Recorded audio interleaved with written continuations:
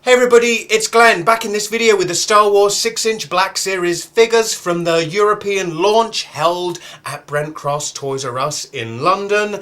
They are limited edition to 1,138 figures. Unfortunately, by the time I got there, Luke Skywalker had sold out, but I swooped in and picked the other figures up. And I'm kicking it off with a review of the figure among them I've been looking forward to the most. It's Darth Maul, and here's a closer look at him in packaging. And when I said limited edition in the intro, I was referring to this. The sticker applied to prove it's a first day of issue figure, which had Star Wars fans creaming in their pants, as these will of course be rarer than the regular issue figures, which will hit retail in their masses soon.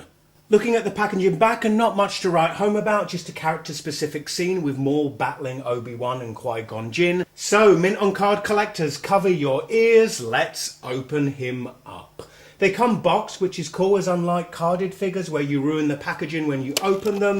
With these you can open them, play around with the figure and reinsert them if that's how you prefer to display your figures. Here he is out of packaging. In my opinion, the character is the only good thing to come out of the mess that was Star Wars Episode 1 The Phantom Menace, played by Ray Park in that movie. And here's a fact for Marvel fans, Ray Park also played the Toad in the first X-Men movie. The figure comes packaged wearing his hooded robe. This is made of a rubber material, including the long sleeves back here. It is removable, and to remove it you need to pop off the head, which the gown is attached to, and then slide off over his arms. It's quite easily done. Voila! Here's his second head. Now this one is a bit trickier to place on, as the horns in the figure's head tend to dig into your hands when you do this, but it does pop on quite easily. His skirt is a mix of rubber and fabric, so shouldn't inhibit any posing, and the rest of the figure's costume is a flat black plastic with a glossy black paint app to his boots, gloves and sash belt, and the flatness of the black costume contrasts really nicely to the bright red of his face tattoos. As for the face sculpt, I think I would have preferred a more realistic and less stylized expression. Hard to tell if the head inside the hooded robe is a different sculpt or not. Yeah, I do prefer it, and if they are the same sculpt, I expect it's just because the hood makes him more menacing looking. And another thing I like about this head is the way you really get an impression of the horns underneath the hood. The figure measures just a shade over 6 inches tall. Would be cool to do a size comparison with a 3 3/4 inch scale figure, but I don't like to soil my hand with figures of that scale. So here is Darth Maul compared to other 6-inch figures I had to hand.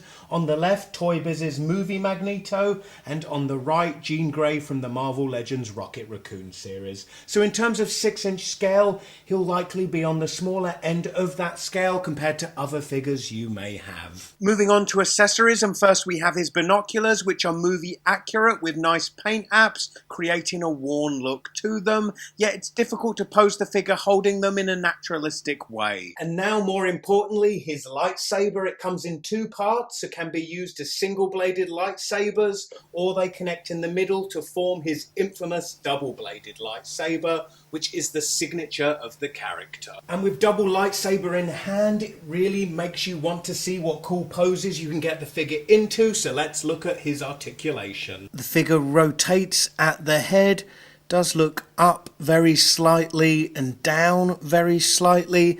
At the shoulder, rotates 360 degrees plus moves up and down. At the elbow there's 360 degree swivel, plus is hinged to move up and down, 360 degree rotation at the wrist but no up and down hinge. There is a very low diaphragm joint which also acts as the waist rotation, so the figure does rotate around that joint. Underneath his skirt there is a hip joint which moves out to the side, back in, front and back. There's also upper leg rotation there, double jointed knee. unfortunately no boot rotation here. The ankle articulation will no doubt be familiar to recent Marvel Legends collectors.